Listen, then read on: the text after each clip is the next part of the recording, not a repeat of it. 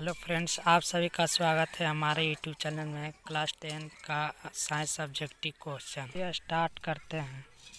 सबसे पहला नंबर सवाल आपके स्क्रीन पर है और क्वेश्चन का आंसर बताने के लिए आपको वीडियो में वक्त मिलेगी। ठीक है, 5 सेकंड का वक्त मिलेगा, उसी के अंदर में आपको आंसर बताना है। तो ओके, क्वेश्चन नंबर 1 आपके स्क्रीन पर। याद रखेंगे 20 में से आपको 14 सही करना है, 14 से नीचे नहीं जाना है। क्वेश्चन नंबर 1, प्रकाश तरंग का उदाहरण है। ये चारों ऑप्शन में से प्रकाश तरंग का उदाहरण कौन है? ऑप्शन ध्वनि तरंग, विद्युत चुंबकीय तरंग, पराबैंगनी तरंग और इनमें से कोई नहीं। और मैं रुकूंगा तो समझना कि आपका आंसर के लिए वेट कर रहा हूँ। ठीक है, तो मैं यहाँ पर आपका आंसर के लिए वेट कर रहा हूँ और मैं रुक जाता हूँ।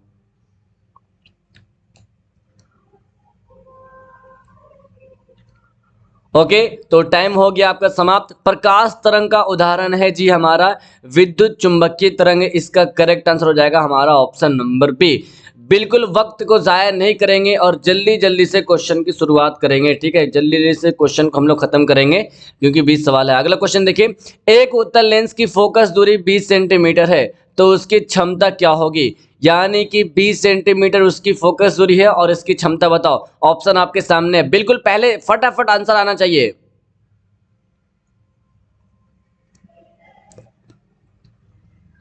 ओके, 2 का करेक्ट आंसर हमारा ऑप्शन सी हो जाएगा, 5 डायोप्टर। ठीक है, इसका करेक्ट आंसर क्या होगा? सी ऑप्शन राइट होगा। इसको सोल्व कर लेना, मैं डायरेक्ट आंसर बताऊंगा। ओके, एक उत्तल लेंस की फोकस दूरी 20 सेंटीमीटर है तो इसकी जो क्षमता होगी वो 5 डायोप्टर होगी। इसका करेक्ट आंसर होगा हमारा ऑप्शन सी।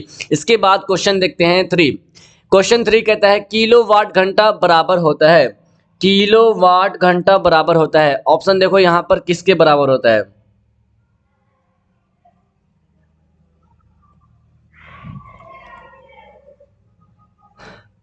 3 का राइट आंसर होगा हमारा ऑप्शन ए। किलोवाट घंटा एक यूनिट के बराबर होता है। इसका करेक्ट आंसर होगा ऑप्शन नंबर ए। याद रखना है डियर, वीडियो को छोड़कर मत जाना। ठीक है, 20 में से 14 सही करना, 14 से नीचे बिल्कुल नहीं जानी चाहिए। 14 से ऊपर जाए तो आपके लिए बहुत बेहतर है। ये गर्व की बात है कि आपने 14 से ऊपर सही किए। जो 20 में से 20 सही किए होंगे यार, उसके लिए तो बहुत ही अच्छी पढ़ाई चल रही है और बहुत ही गर्व की बात है। ठीक है, पहले 4 नंबर सवाल देखते हैं। धारा मापने में किसका उपयोग होता है? यानी कि धारा मापने वाले यंत्र को क्या कहते हैं या किसका उपयोग होता है? ऑप्शन देखिए, एमीटर, वोल्ट मीटर, ये वोल्ट मीटर, ये वोल्टामीटर, मोनोमीटर। बताओ इसका करेक्ट आंसर क्या होगा?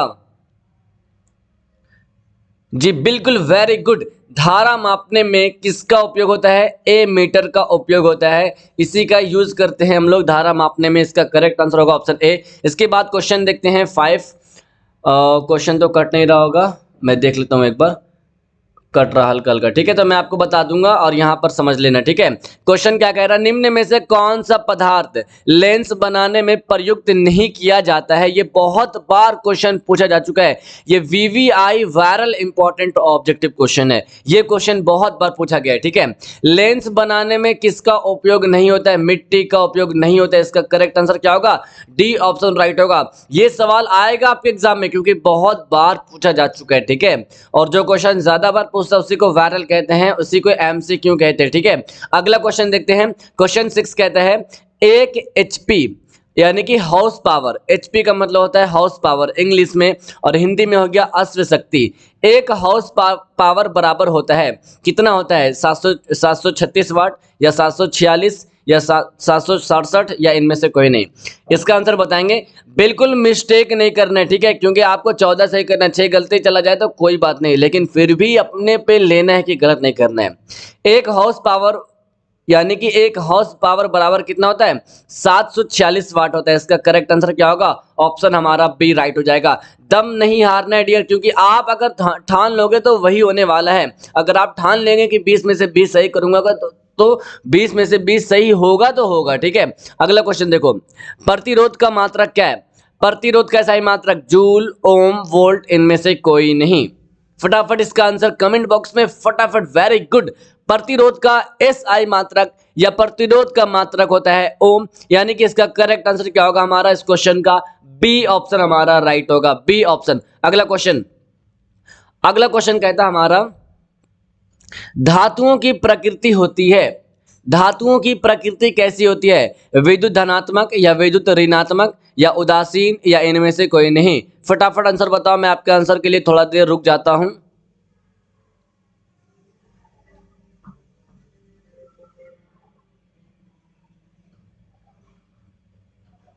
यस यस, धातुओं की प्रकृति कैसे होती है डियर? तो धातुओं की प्रकृति जो होती है ये होती है विद्युत धनात्मक, यानी इसका ए ऑप्शन हमारा राइट होगा। धातुओं की प्रकृति ये होती है विद्युत धनात्मक। ओके, क्लियर है। अगला क्वेश्चन देखते हैं, क्वेश्चन नंबर 9। क्वेश्चन 9 कहता है ग्रेफाइट होता है। ग्रेफाइट क्या होता है? ये क्वेश्चन मैं बिल्कुल किताब के बीचों बीच से उठाया हूं, जो बच्चे अच्छे से पढ़े होंगे तो उसका आंसर आना चाहिए सही। ठीक है, ग्रेफाइट होता है विद्युत का कुचालक या विद्युत का सुचालक या दोनों कुचालक सुचालक या इनमें से कोई नहीं। बताओ फटाफट, ग्रेफाइट क्या होता है?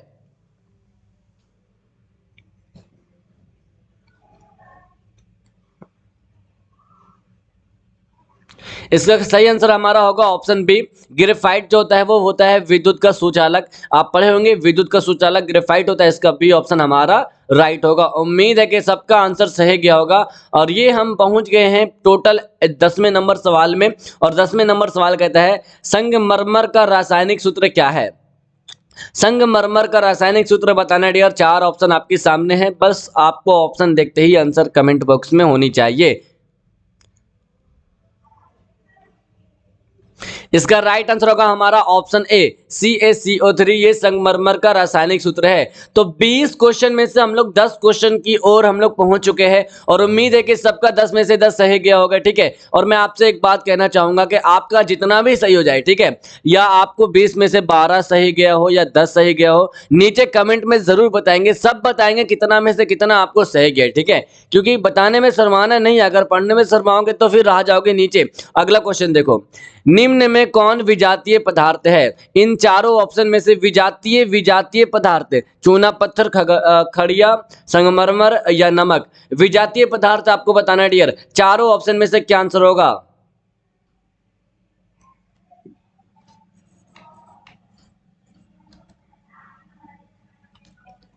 इनका सही आंसर होगा हमारा ऑप्शन डी नमक। नमक एक क्या है? विजातीय पदार्थ है, इसलिए इसका करेक्ट आंसर डी हो जाएगा हमारा।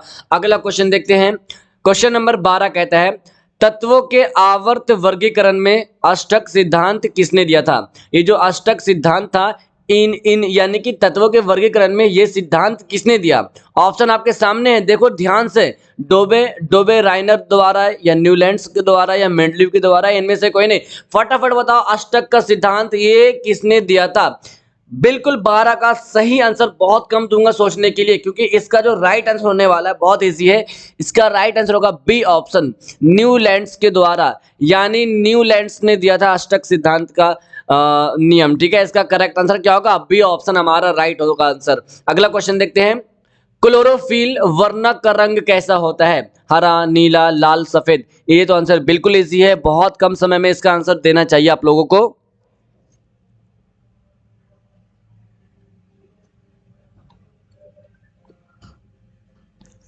इसका राइट आंसर होगा हमारा ऑप्शन ए, क्लोरोफिल वर्णक का रंग होता है डियर हरा, यानी इस क्वेश्चन का करेक्ट आंसर होगा हमारा ऑप्शन ए।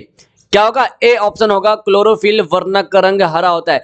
अगला क्वेश्चन देखिए, समजात अंगों का उदाहरण है। समजात अंगों का उदाहरण कौन है इनमें से? हमारा हाथ, कुत्ते का अग्रपाद, हमारे दांत और हाथी के दांत, आलू एवं घास के ऊपरी ऊपरी मुस्तारी, या इनमें से, यानी कि तीनों। ठीक है, तीनों यानी कि इनमें से सभी। तो देखो समजात अंगों का उदाहरण है हमारा हमारे हाथ और कुत्ते का अग्रपाद। ये क्वेश्चन आपके एग्जाम में 2019 के एग्जाम में पूछा गया है। ठीक है, और ये वीवीआई क्वेश्चन है, हर साल पूछता है, तो आप लोग को याद कर लेना है। यहाँ पे ये ऑप्शन राइट होगा। अगला क्वेश्चन हम लोग क्वेश्चन लास्ट यानी कि वीडियो के एंड में हम लोग पहुंचने वाले हैं। आहार नाल का सबसे लंबा भाग कौन सा है? आहार नाल का सबसे लंबा भाग, ग्रसनी, अमाशय, छोटी आंत या ग्रास नली। फटाफट बताओ, क्योंकि चैलेंज वाली वीडियो मैं ही ला लगी तो चैनल के सब्सक्राइब करें और बेल आइकन को दबाना ना भूलें।